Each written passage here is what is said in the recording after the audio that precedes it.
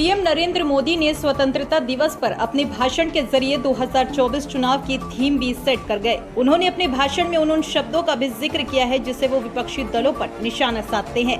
मौका जब देश को संबोधित करने का था तो उन्होंने अपनी सरकार की उपलब्धियां भी गिना दी। पीएम मोदी ने वैसे तो अपने भाषण में तमाम मुद्दों का जिक्र किया, लेकिन कुछ ऐसे शब्द जिनके जरिए उन्होंने अपना लक्ष्य बता दिया।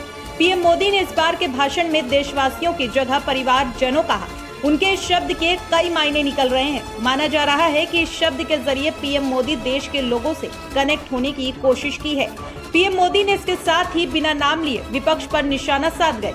उन्होंने कहा, सामाजिक न्याय के लिए परिवारवाद और भाई भतीजावाद प्रतिभाओं के दुश्मन होते हैं, योग्यताओं को नकारते हैं, इसलिए परिवारवाद को इस देश के लोकतंत्र की मजबूती के लिए उसकी मुक्ति जरूरी है।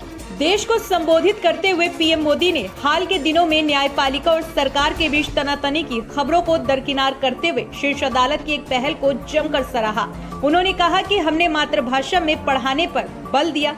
सीजीआई डीवाई चंद्रचूड़ की तरफ देखते हुए कहा, देश के बच्चे मातृभाषा में पढ़ सके, इसके लिए सुप्रीम कोर्ट का हम धन्यवाद करते हैं, क्योंकि देश के सर्वोच्च न्यायालय ने ये कहा है कि अब वो अपना जजमेंट देंगे। जो उसका ऑपरेटिव पार्ट होगा वो जो अदालत में आया है उसको उसके ही भाषा में उपलब्ध कराया जाएगा।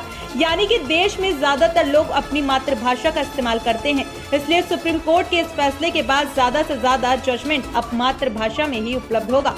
पीएम मोदी ने अपने भाषण में महिला शक्ति का भी जमकर जिक्र किया।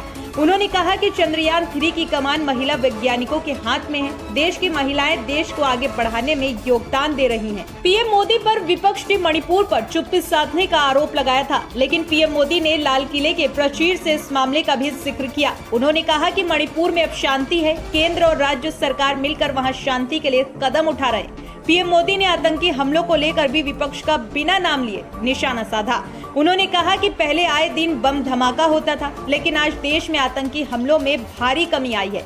इसी के साथ ही महंगाई का भी जिक्र किया। पीएम मोदी ने कहा कि उनकी सरकार महंगाई कम करने की कोशिश में जुटी है। पीएम मोदी ने अपने भाषण में युवाओं का भी खूब जिक्र किया।